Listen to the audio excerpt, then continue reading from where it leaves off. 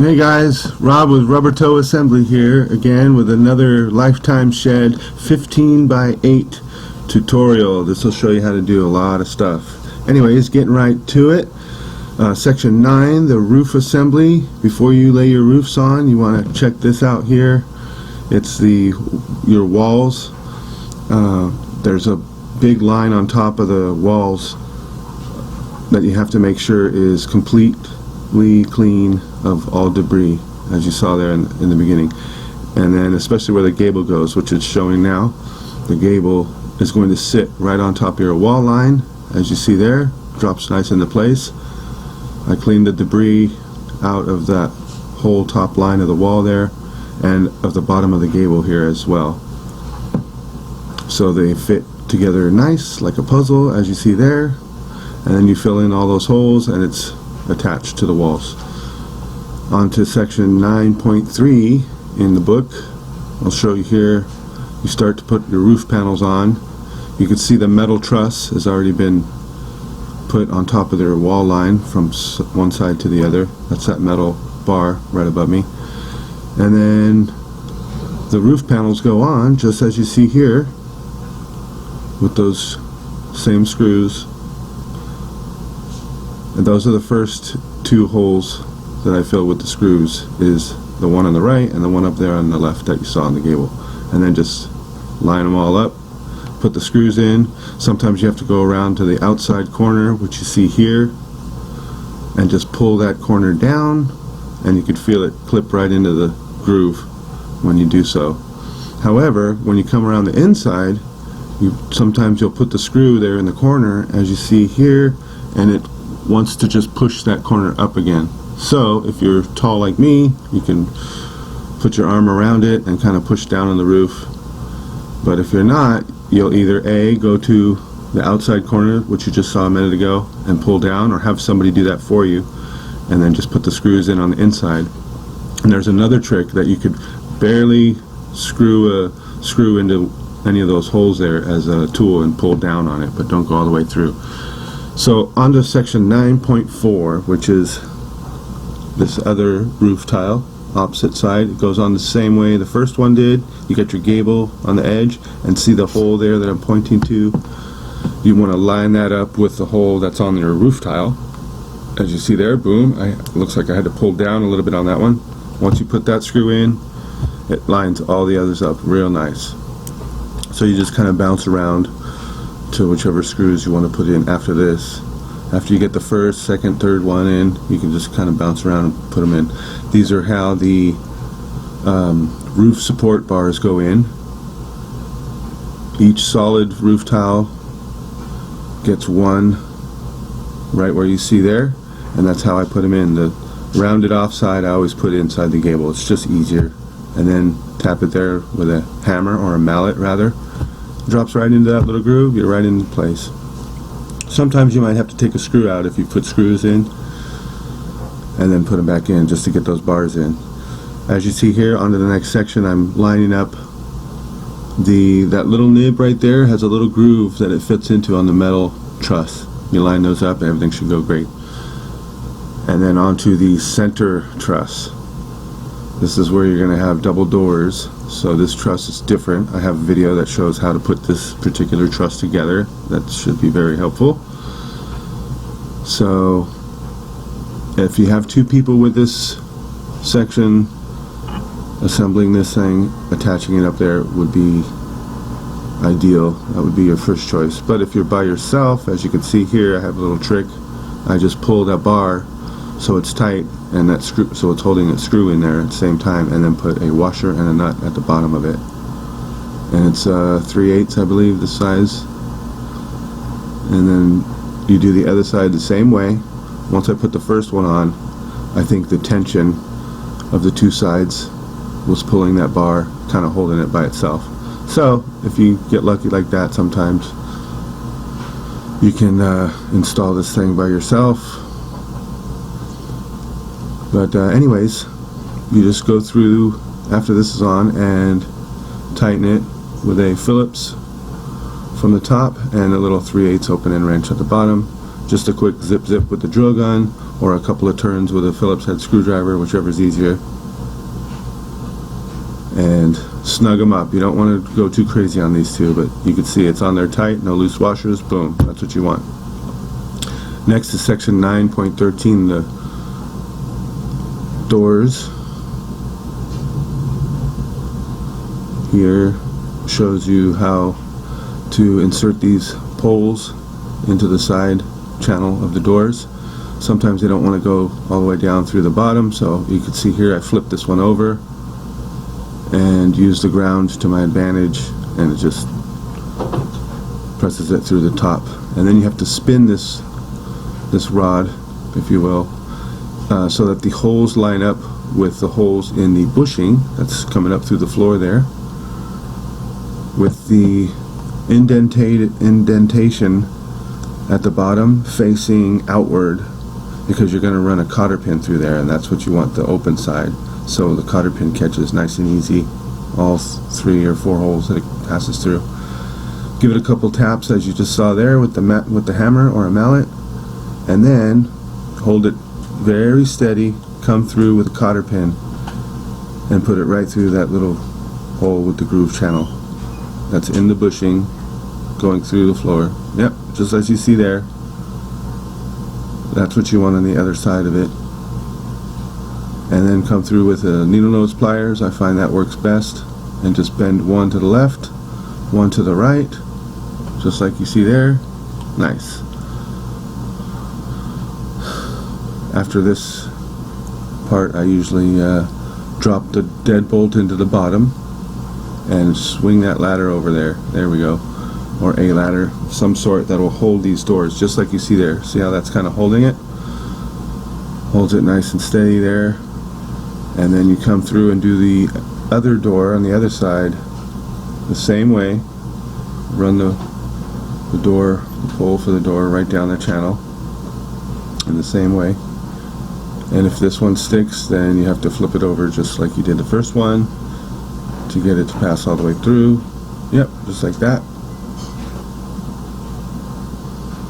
And then it attaches the same way at the bottom. This is going to be the right hand door. It's going to be the one that's most frequently used, mostly when you're walking in and out of the shed. The left door usually remains dead bolted from the top and the bottom, unless you have to have both doors open. Then yeah, undo that and swing them both open to get stuff in there. So you just drop the next door into the bushing at the bottom, just as you see there. Grab the hammer, give it a couple of taps on top, and you can kind of feel it when it hits the bottom, especially if you have concrete floor.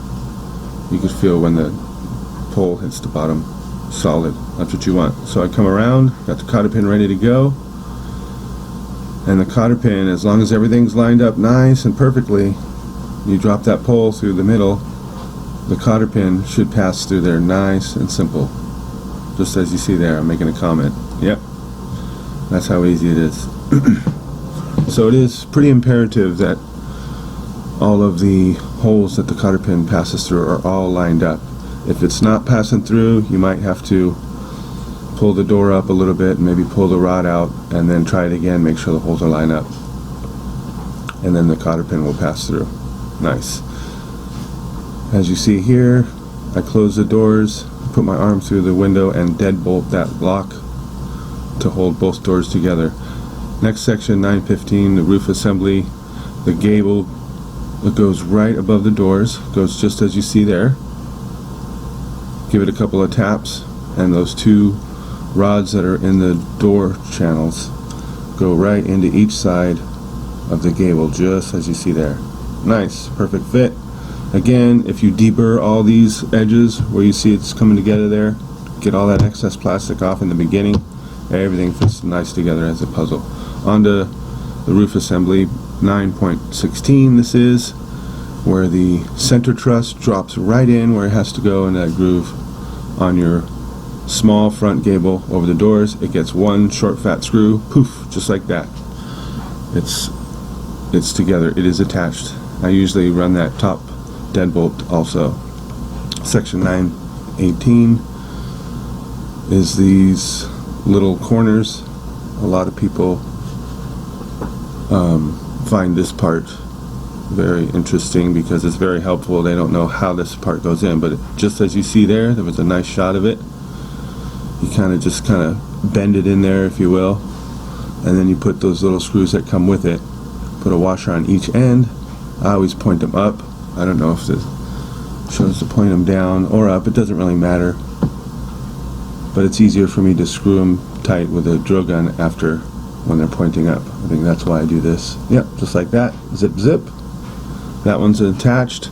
It does get one more screw on a top hole there that screws into the side right there, the gable, which, yep, I'm about to put on there. I like to push it down so everything's together tight, holding it from the top, and insert that screw. Boom. Nice fit. And then you do the other side the same way. This is a good angle here. Shows how you curl that plastic piece in there. Looks like it's stuck, but it's not. You just kind of got to curl it into the corner there and then wiggle it a little bit around so it finds its grooves. When it's sitting in its groove and all in its channels where it goes, you'll know that's how it goes. It's a nice fit, just like a puzzle. Again, you put the short screw that comes with it with washers on both sides, passing through just like the other side. Come back through. I always tighten these first, and then I push down on the rooftop as I put that last screw in the top hole there, which I'm about to do here, and then they'll both be installed properly. Perfect. Alright, the next piece that goes on this roof assembly, section 9.20, is this top part. It's shaped, as you see there, kind of pyramid shaped. It gets a small piece on top too that goes on right after this, but as you can see, I'm bending the edges just like you see there, bending them up a little bit so it'll help later when it all comes together. Hold its shape and its form. Goes just as you see there. Wiggle it around a little so it drops into place, finds its grooves in the channels. You'll see how it lines up, and there you go, it drops right into place on the right side. Left side looks pretty good as well. Push it down into the groove where it goes, and then once you get the holes to line up, you put a couple of screws in there. It kind of holds it where it needs to be. And then you can just jump from side to side and fill in all the holes with the screws from the left side all the way around to the right side. I usually don't put the windows on the doors, so I can put the arm through there if necessary on the other side, just as you see there. I always put the windows and the doors last at the end. On to section 9.22. Here's that little piece I was just talking about. Clearing the holes on this just as I did the piece before. It doesn't need a bend on this one like the other one. It's a smaller solid piece, and that's going to fit right on top in the middle, right where it looks where it goes. That's where it goes. Bingo. And because the edges are deburred, looks like here they're all deburred, it should fit nice like a glove. Boom, clips right into place. One screw, then the second screw. Easy peasy. Alright, so then there's a couple of more down the main spline right there. You might have to line them up just like you see there. Give it a couple of taps to the left, to the right, and then fill in all those other screws, and it's like one big piece. It's 2 or 3 screws on the left side of that channel and 2 or 3 screws on the right. Install those so we can go on to the next step, which will be the triangles on the sides of this one big piece. Oh, there's a good shot of those screws. That's the small piece in the front. You don't want to miss those last two. Bingo, just like that. On to section 9.23 of the roof assembly. Each side here gets a triangle that only goes one way, really. It's got a bend on the end, which sits into the groove of that roof truss, as you see there. That's the end that drops into place. Line it up nice and flush with the other roof pieces, as you see there. Looks like all these pieces have been deburred very nicely, and they're all going together great. Great video. Everything's lined up flush. The holes should line up perfect, as you see there. This is nice. And then you just put a screw in each one of those. There should be a few down that truss. If you can reach over, as you see here, I'm giving it a couple of taps on that inner line there that connects to the centerpiece. You want that to drop down into place. And now that it's dropped down into place, I can feel it with my left hand. I have my left hand behind there just for support as I put the first couple of screws. Lines up perfect. That top one I usually do first or second. And then as you can see, boom, I'm going right down the line. All the screws are going right in, first time, no problem. And I'm just jumping around doing these holes. There we go.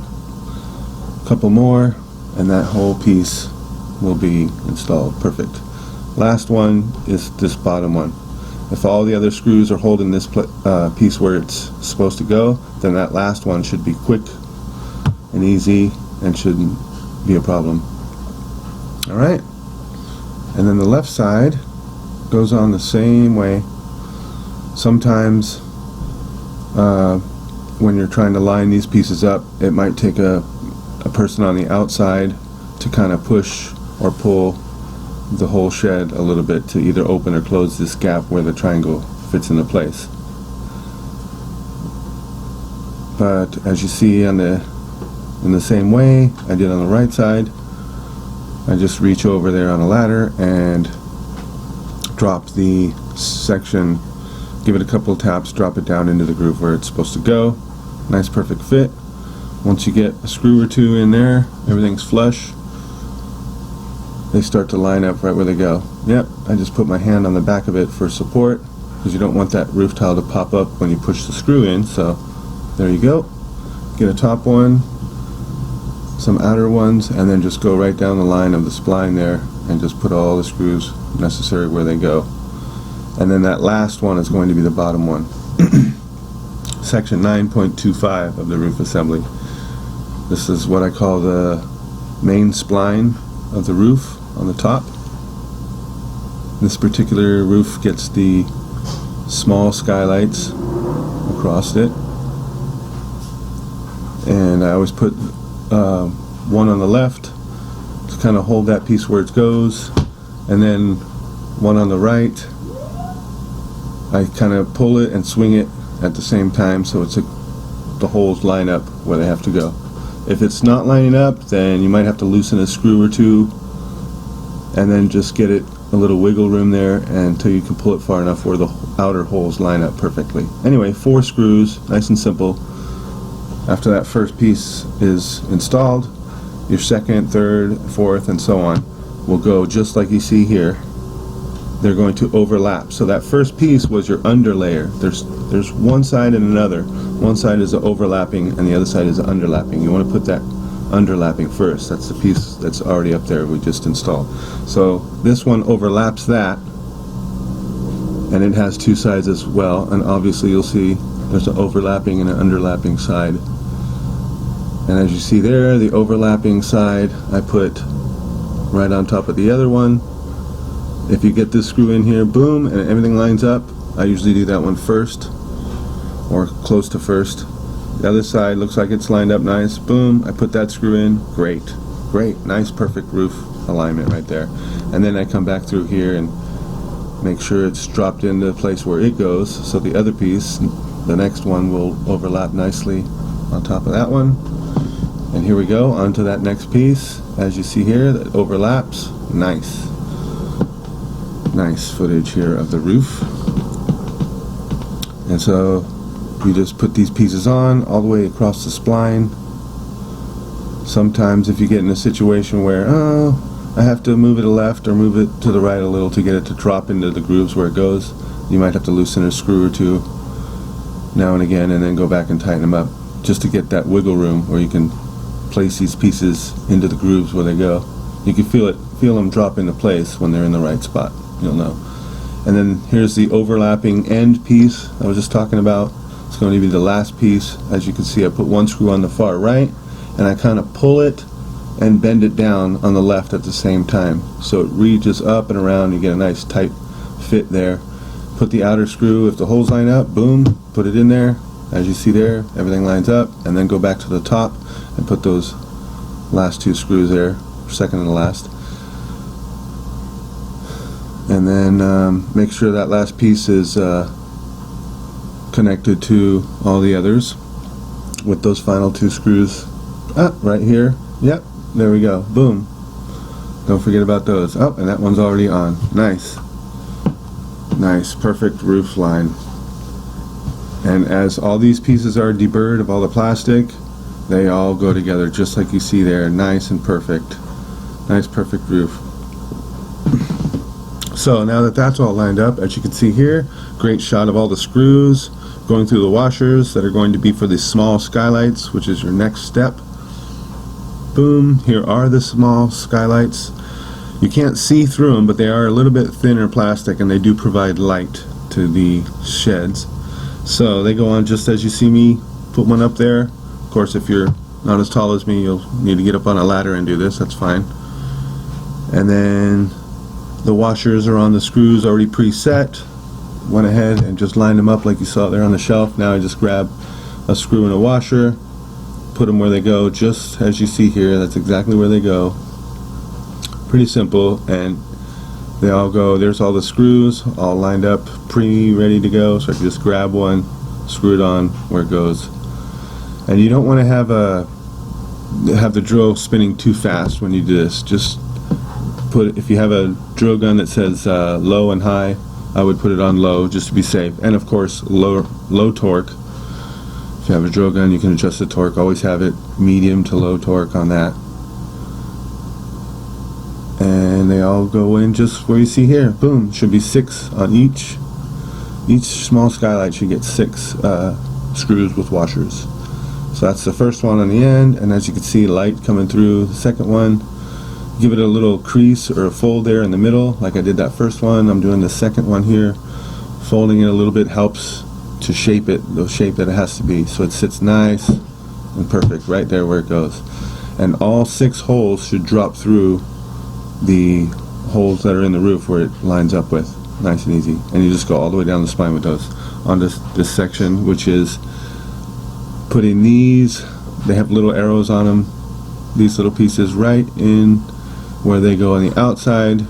I usually do this towards the end of building one of these sheds because they just pop in just as you see there, nice and easy. That's right where they go. The arrow's pointing up on both of them. So, alright guys, hopefully this video has been very helpful for you guys. Thanks so much for watching, and another nice shed assembly.